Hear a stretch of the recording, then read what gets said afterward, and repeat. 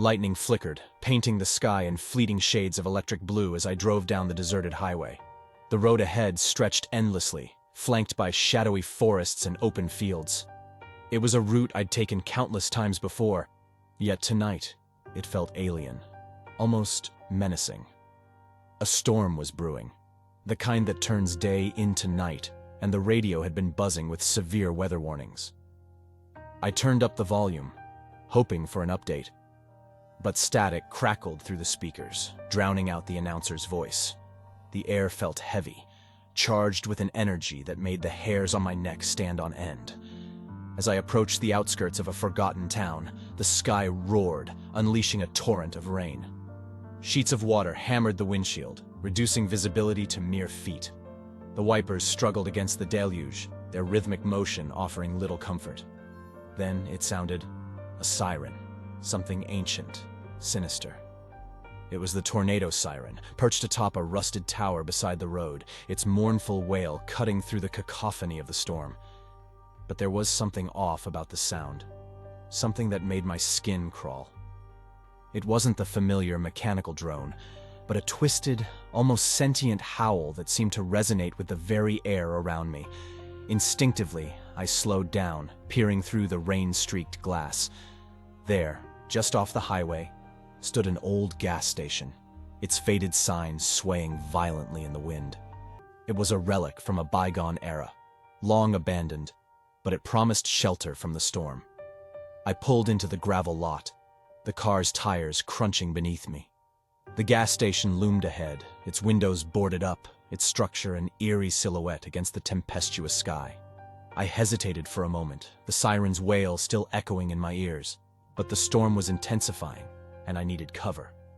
Grabbing my flashlight, I dashed through the rain, the droplets pelting me like 1,000 icy needles. I reached the gas station's entrance, a rusted door hanging off its hinges. With a deep breath, I stepped inside, my flashlight piercing the darkness. The interior was a time capsule of decay. Dust-laden shelves, a counter layered with grime, and a floor littered with debris. The air was thick with the musty scent of abandonment. As I ventured further in, my flashlight beam danced across the walls, revealing faded advertisements and peeling paint. A sudden gust of wind slammed the door shut behind me, plunging me into an oppressive silence that was only broken by the distant wail of the siren and the relentless assault of the rain against the roof. A sense of unease crept over me, a feeling of being watched, of trespassing into a domain where I didn't belong. I found a spot behind the counter, away from the windows, where I could wait out the storm. The flashlight's beam settled on an old newspaper, its headline a faded echo of the past. I tried to focus on the words, but my mind kept drifting to the siren, to the unnatural quality of its cry. As the minutes ticked by, the storm's fury seemed to grow, its rage a living thing. But it was more than the storm that unnerved me. It was the feeling that something else was out there, hidden within the tempest. The siren's call had ceased, replaced by the relentless pounding of rain and the occasional rumble of thunder. Yet, in those moments of relative quiet, I thought I heard something else. A faint, almost imperceptible scratching sound, like claws on the gas station's exterior walls. I tried to dismiss it as the wind playing tricks, but the sound persisted, growing steadily closer, more deliberate. My heart raced, adrenaline coursing through my veins. The beam of my flashlight became my only anchor in the enveloping darkness, a feeble barrier against the unknown. The scratching intensified, moving along the walls, encircling the room. I held my breath, listening intently. The sound stopped abruptly, replaced by a silence that was almost suffocating. Then, with a suddenness that made me jump, something thudded against the roof. It was heavy, deliberate, and it was moving. Frozen in fear, I could only watch as dust and small debris fell from the ceiling with each thud.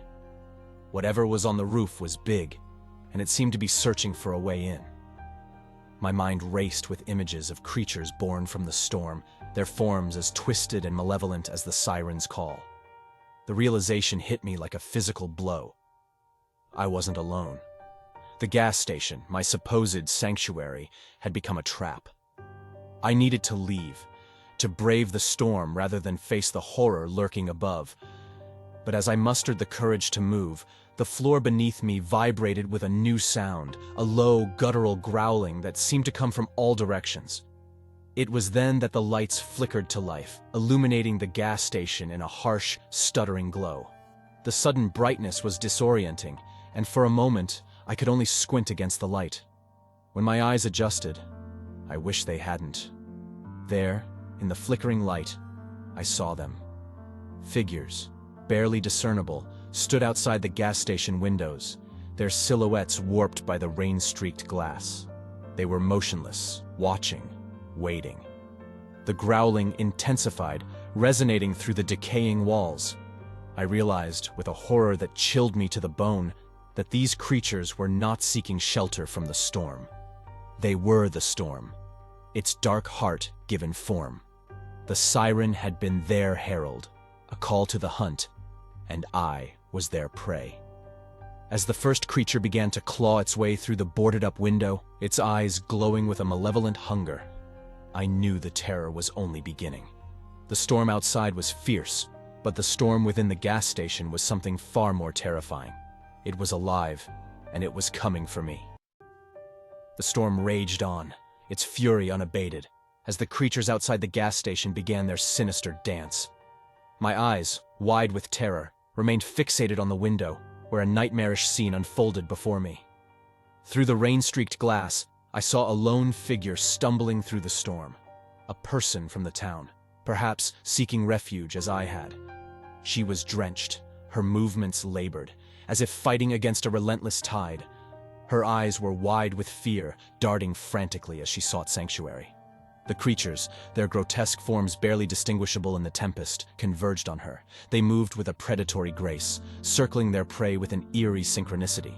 The woman, unaware of the horror that lurked just beyond her sight, continued her desperate trek towards the gas station. As she drew closer, the creatures halted, as if savoring the anticipation of the hunt's climax. The woman, now just yards from the gas station, paused, her breath coming in ragged gasps. It was then that the first creature struck. Like a specter, it emerged from the shadows, its form a blur of motion.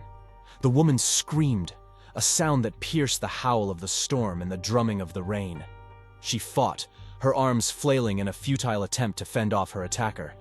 But the creature was relentless, its movements both graceful and horrific. More creatures joined, their forms melding into a singular, writhing mass. The scene was a macabre ballet, set to the soundtrack of thunder and a woman's screams. My stomach churned, bile rising in my throat as I witnessed the unspeakable.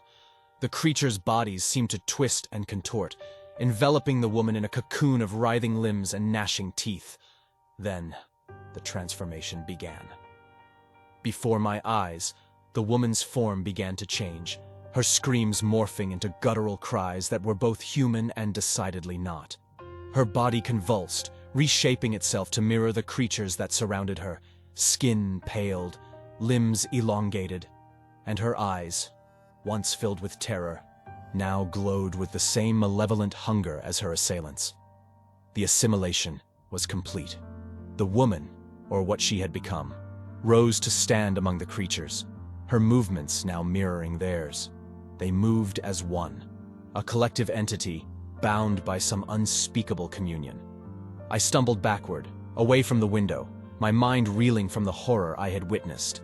The gas station, my fragile bastion, felt like the loneliest place on Earth. The storm outside was no longer just a meteorological phenomenon. It was a harbinger of a terror far beyond my comprehension. I realized then that the siren's call was not a warning, but an invitation.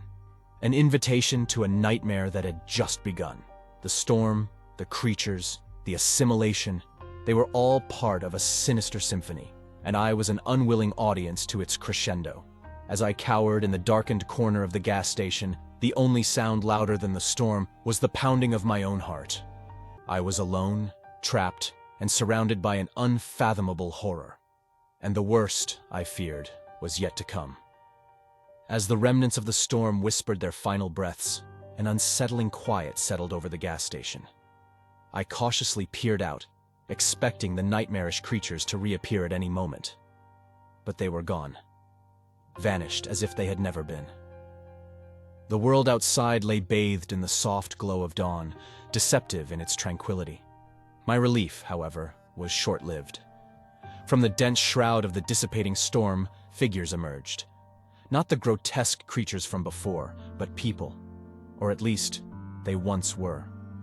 They moved with a haunting synchrony, their eyes vacant, glowing with a sinister light.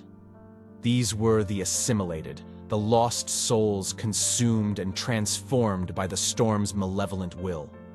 Slowly, they encircled the gas station, their numbers growing with every passing minute. I watched, frozen in a mix of fascination and horror, as they took positions around the building. There was no aggression in their movements, no intent to invade my makeshift refuge. They simply stood there, watching, waiting. For what, I could not fathom.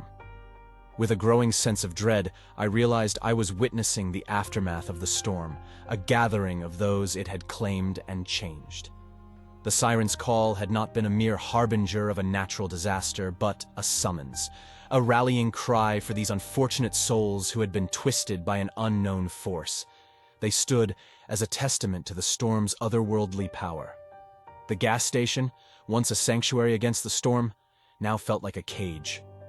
I was trapped, surrounded by a tableau of the transformed. Each face told a story of a life abruptly altered, of humanity lost to an incomprehensible fate. Their presence was a chilling reminder of the night's horrors, a vivid portrayal of the storm's insidious nature. I realized that I needed to leave a warning, a message to any who might find themselves seeking shelter here in the future. Frantically, I searched for something to write with. My hands, trembling with urgency, found an old receipt roll and a pen. I began to scribble down my account of the night's events, a testament to the unimaginable horror that had unfolded. The storm has passed, but its echo remains, I wrote. If you are reading this, be warned. The creatures of the storm are gone, but the people they assimilated now surround this place. They stand in silent vigil, a reminder of the storm's power. Do not linger here. Seek safety elsewhere. This gas station is no longer a refuge, but a monument to a terror that I hope will never return. For whoever finds their way to that abandoned gas station next, my words are all I can offer. A warning, a piece of a story that I wish had never been mine to tell. May they heed the message and find safety away from this wretched place.